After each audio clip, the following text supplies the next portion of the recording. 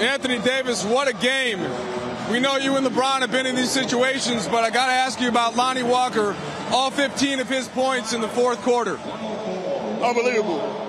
You said last game he prayed for these moments since he was a kid. Stay ready. Don't play first series. Don't play the first couple games this series that comes in and affect the game with his scoring. It's a special kid. He wants this. And Lonnie wanted this game tonight. Yeah, he had been out of the rotation. Darvin calls his name last game, plays well. Fourth quarter tonight, he hits the three, and then he just keeps going. What were you and LeBron kind of doing? Said, all right, get him in situations to roll with that. Trust him. One thing about me and Six, that we trust our guys. You know, we make the right plays, and late game, it was all Lonnie. He made the right reads. He was putting the ball in the basket, and you trust him. You live with him when someone got us going like that. So, man, it's a big-time performance from him to go up 3-1 against the defending champions, a team who never goes away, keep fighting. Man, it was an unreal game. I love it. I love it. It was a fun one to watch. I got to ask you about your defense, and with Steph Curry, all the screen rolls, all the actions, you're at the rim, you're out defending him. Down the stretch, you're on Steph, up to the three-point line. What's that level of challenge, and how have you been keyed in on it? Man, I pride myself on defense. They wanted, obviously, to switch with me, and I took that personally. I didn't want him. I know where he gets to. He like his step-back three. And I just wanted to move my puppies, as my man Cuss would say. I just wanted to move them puppies and keep them in front and make them take a tough shot, and that's what I did. He's a hell of a player. There's no shot that he can't make. He takes all the tough shots and he makes them. I just wanted to make it tough on him and make him shoot over a contested hand and pray that he missed, because he'll make those, and he missed, got it back, you know, and I just wanted to defend again and make him miss again, and we ended up getting a rebound. So, big-time defense for me, but big-time rebounding from our guys. Last one for you. 3-1 now. That's the series lead. You got to go back up to San Francisco. What is the mindset now as you try to get that closeout? We know what the environment is going to be. Their arena is loud. Their crowd is going to be on their side. Down 3-1. Obviously, they're going to come out with a lot of pace, a lot of energy, a lot of urgency, desperation, and we got to do the same thing to close it out. We know that this team is dangerous, no matter on the road or at home, and we got to make sure that we come out with the right mindset to close it out. We've seen on the other side, you know, them being up 3-1 and losing this series, but also, I don't know if guys remember, they were up 3-1 against OKC. Down 3-1 against OKC with Russ and KD and end up winning that series. So it's not over. It's not the first of three. It's the first of four, and we got to come out with the same mindset Wednesday. Go get some rest, man. Thank you. And his team undefeated so far in the playoffs at home. Just how great has this crowd been for you guys? Crowd is everything. They're carrying us through the game, gave us the energy in the fourth as well to make that big run. And Lonnie Walker, you know, staying ready, didn't play second half of the season too much. Kept working every single time I came to practice. I seen him work, and to come in the playoff game and bring that energy and scoring at the end, it's just too professional. He had 15 all in the fourth. What was that like for you being out there with him? I'm a team player, and I always love when people succeed. And it was one game, and I think in Dallas, I had to get on him a little bit, and I told him to just stay ready. And that's the reason why I was super proud, because how he came out and helped us get the W is just big time. That's a pretty great scene, right? With all you guys going over to him after his first time having that kind of moment. Yeah, he deserved it. He gave us this win tonight, especially in the fourth, closing it out. But I think the last 6-7 minutes in the fourth quarter, how we played together defensively, scrambled.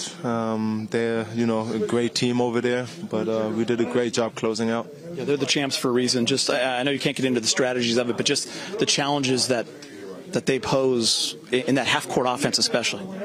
I mean, when somebody is down on the offensive end, when we shoot and somebody make a layup when he's on the ground, how fast they take the ball out and they punish you right away, you know. And Steph and Clay, I mean, they're Hall of Famers.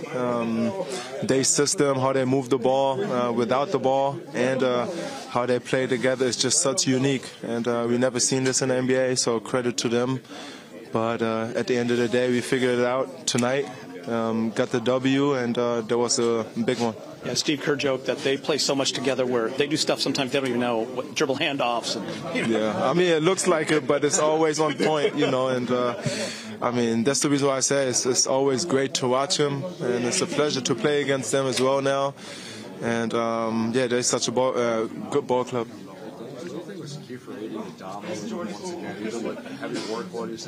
Who's that? Yeah. I mean, they adjusted, you know, but you're talking about AD, right? Yeah. I mean, the last possession, I think it was like 40 seconds on the clock. Yeah, something like that. Guarding Curry at the perimeter, staying in front of him, don't give him an open three, and staying in front of him. That's pretty special. I don't think I did that in that series. So just shout out to him for that possession. And it's just not, you know, I mean, what he did the whole game, you know, to give us that energy on the defensive end, to be committed, chasing Curry and closing it out, you know, with that possession is pretty impressive. 27-17. What was the key down the stretch? We just played good basketball, and then Lonnie Walker did what Lonnie Walker, you know, has always done in his career. You know, made, you know, what he said.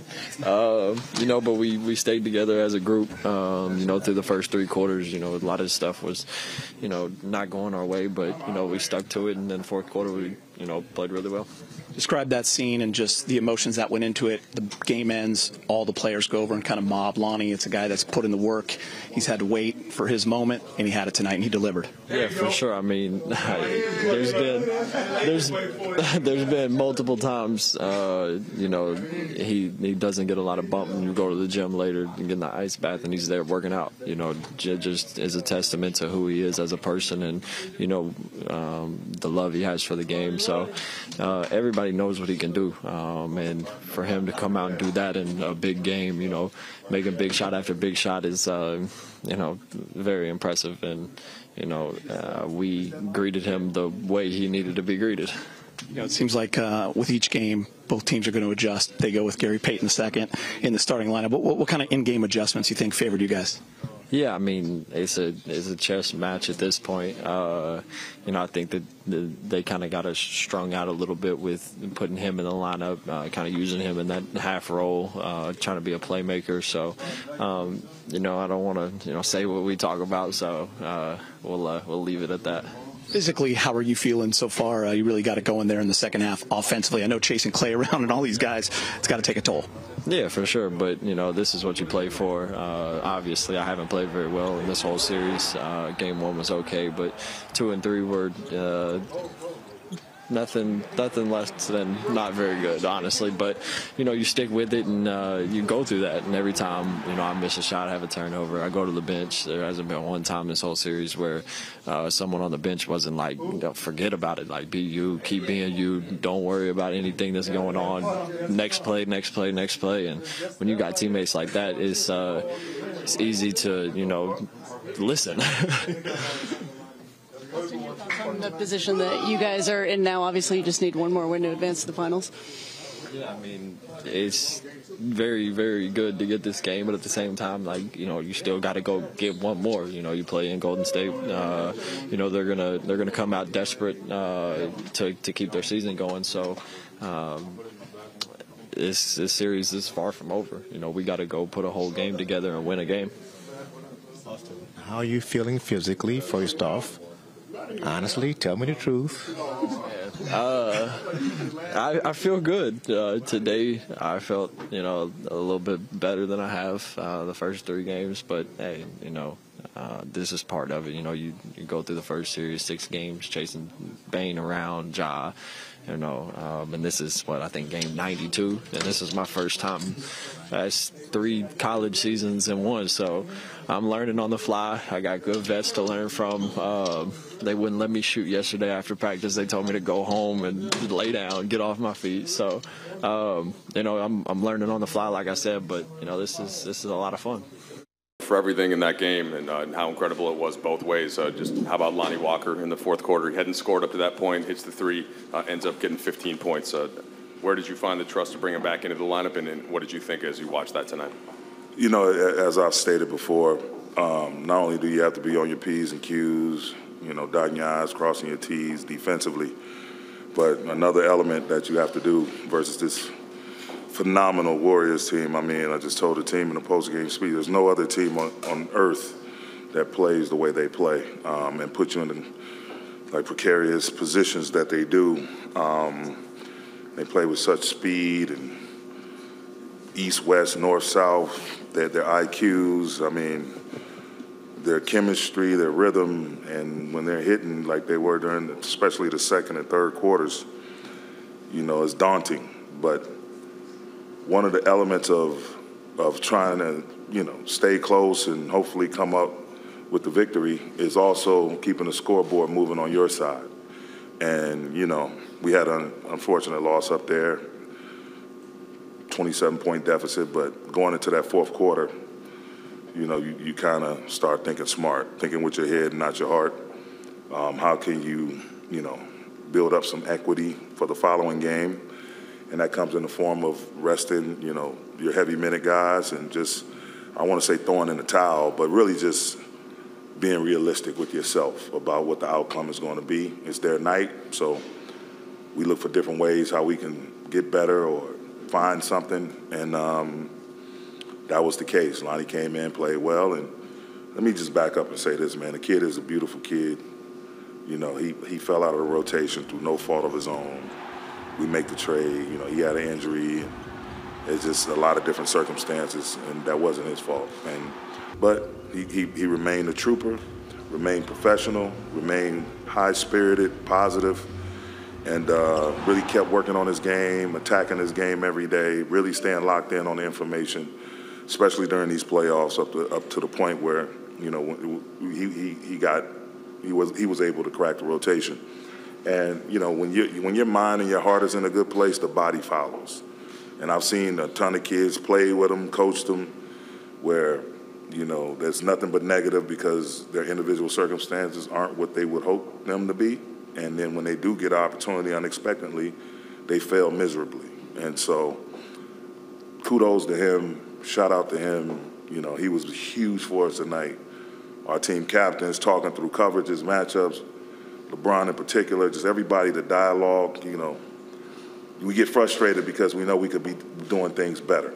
And the one thing we did, I think it was 6:02 on the clock, fourth quarter, Bron said, come on, man, whatever's done is done. From this point forward, let's go be great. Let's be great. And so the guys, all of us, everyone over there heard that message, and they came out, and we had some unfortunate turnovers late. We had some unfortunate shots go in on their end, but we just kept going possession by possession, next play mentality, and stayed as aggressive as we could and try to put ourselves in a position to be successful, and we were able to do that. But Lonnie Walker is right in the middle of all of that. Darvin, I wanted to know your thoughts on LeBron's fourth quarter performance in particular. You start the quarter down 7. He orchestrates that 7-0 run.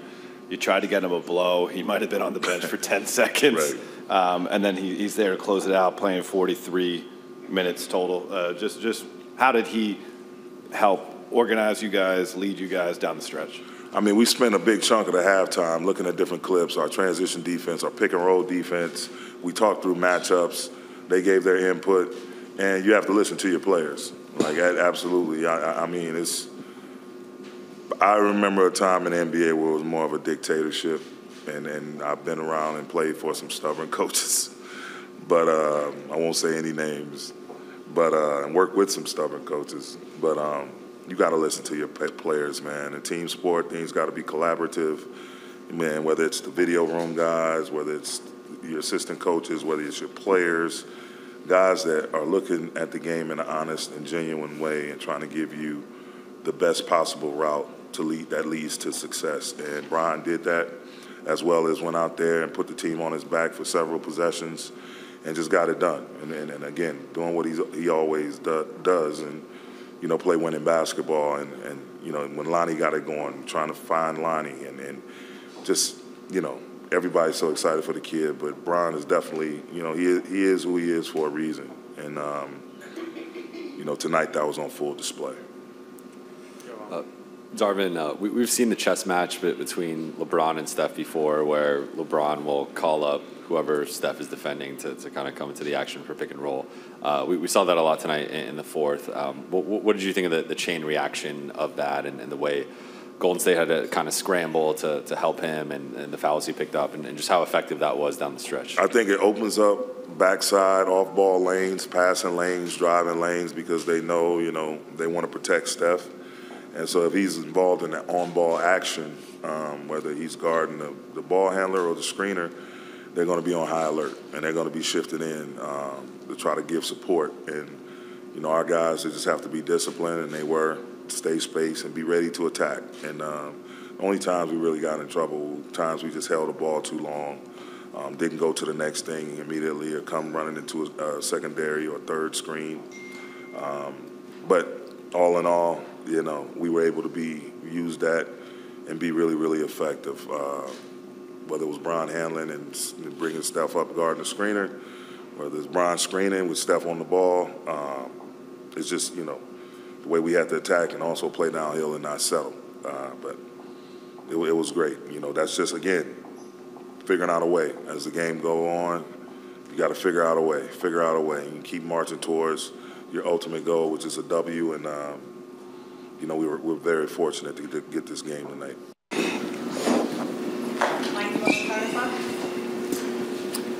Hey, Lonnie, you hadn't taken a shot prior to that three that started the fourth quarter, go on to score 15 points. Can you just take us through how you kept yourself kind of emotionally steady there, what you were thinking, and how that built to the point where you were kind of carrying that offensive load throughout the period?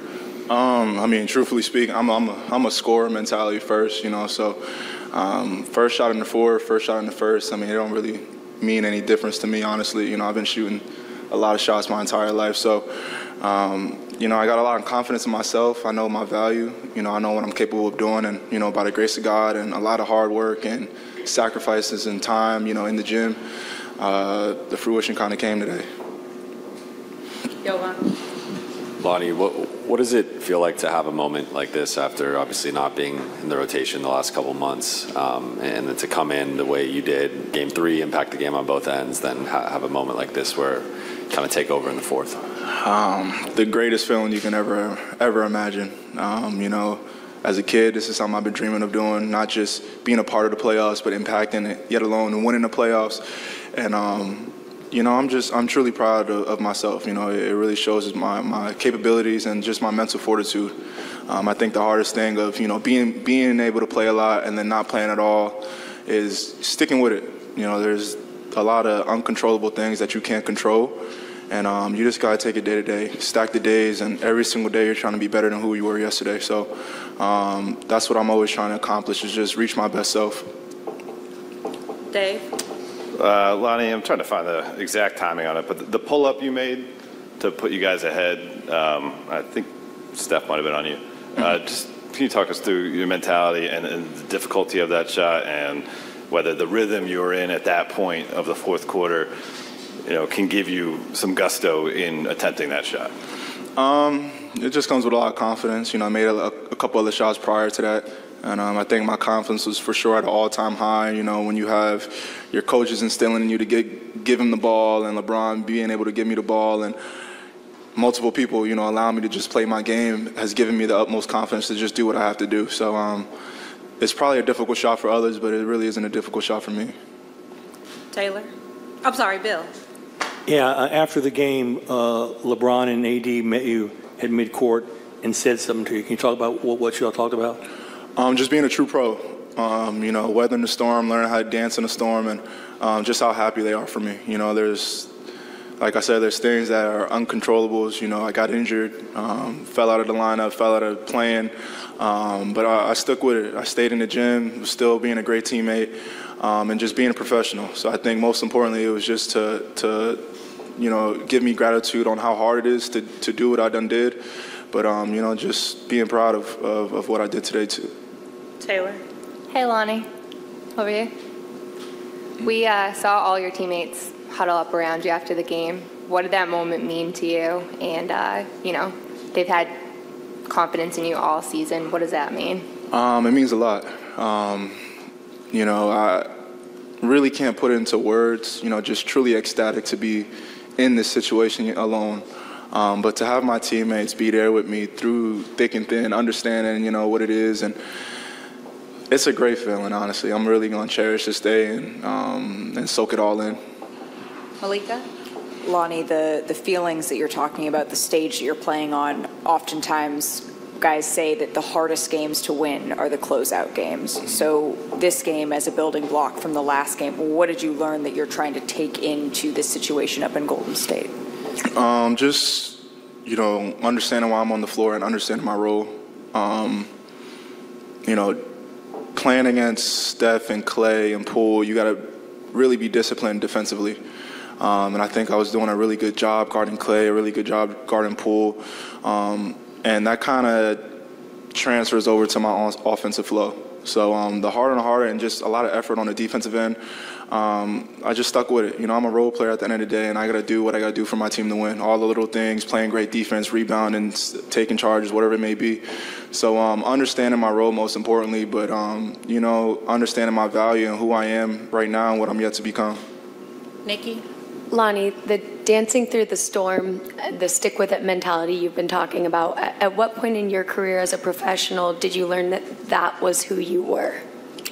All my life. Growing up wasn't hard. Always adversities. And in every single level that I've encountered with has always had a lot of adversities, if not a lesson that God was trying to teach me. And I think that's the most important thing is trying to better yourself every day. You know, it's not going to be all flowers and lollipops and good and stuff. There's going to be hard times, and that's just God's ultimate test to make you learn something in order to get to your goals. So, you know, this is nothing new. You know, I understand that this is just building blocks. I got to continue to go. You know, I'm going to embrace it today, but tomorrow's a new day, and we got to worry about the next game ahead. Dan?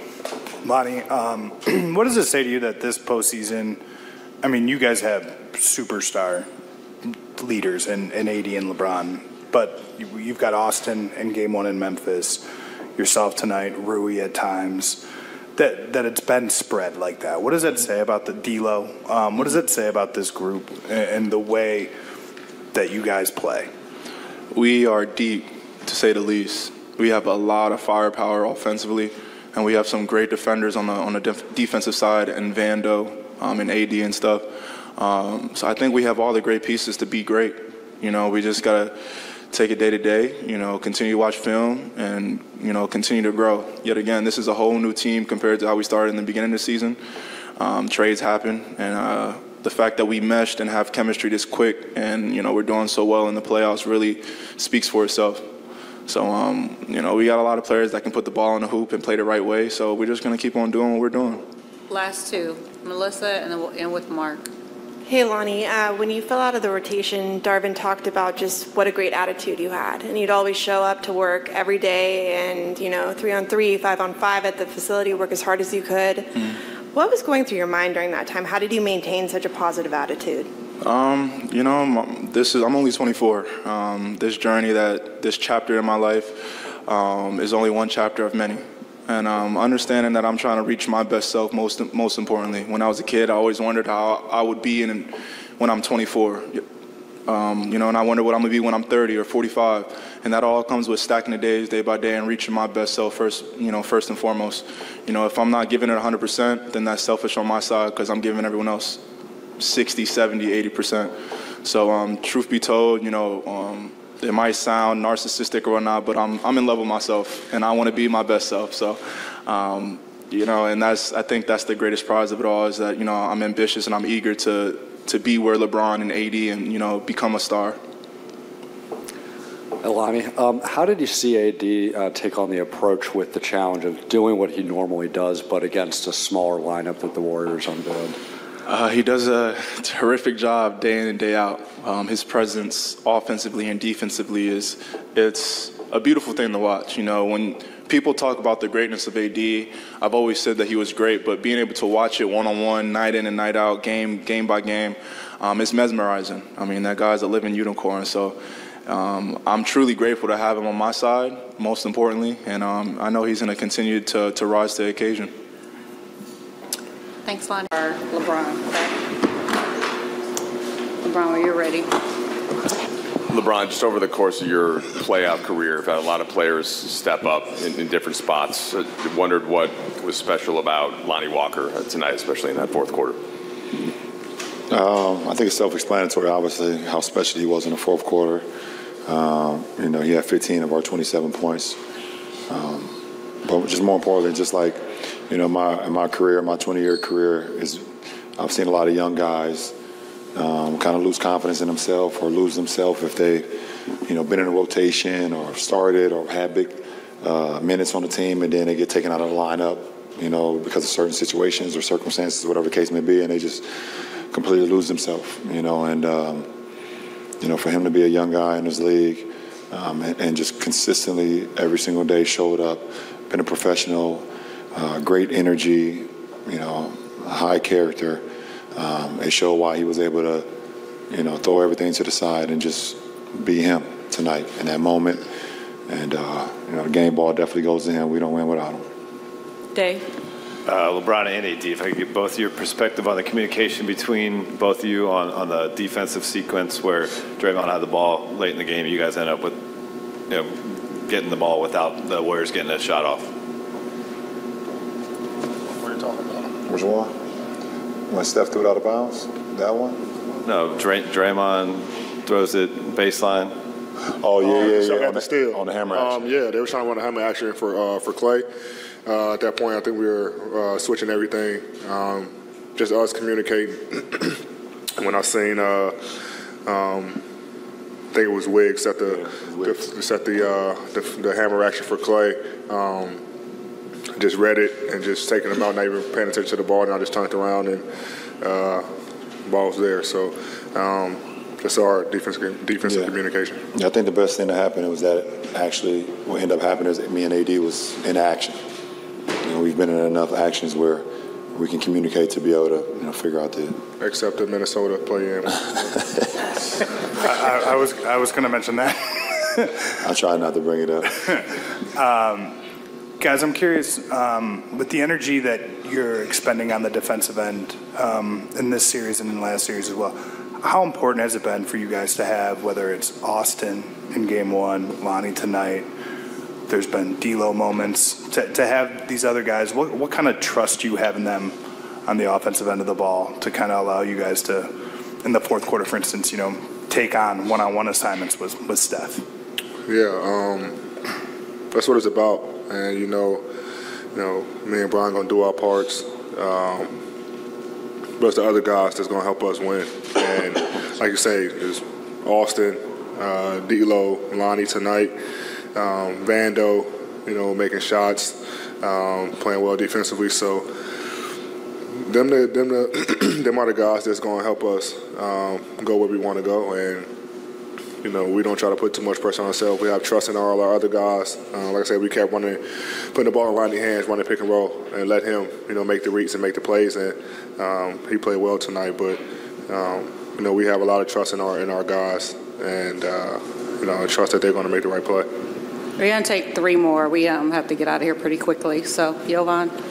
Question for LeBron. We've seen the kind of chess match with you trying to draw Steph into actions, you know, late in games for years now. You did that a lot in the fourth tonight, and they were kind of trying to pre-switch it, but you kind of be deliberate and patient with it. Why did the fourth quarter kind of feel like the time to do that, and why was that so effective for you guys on the stretch?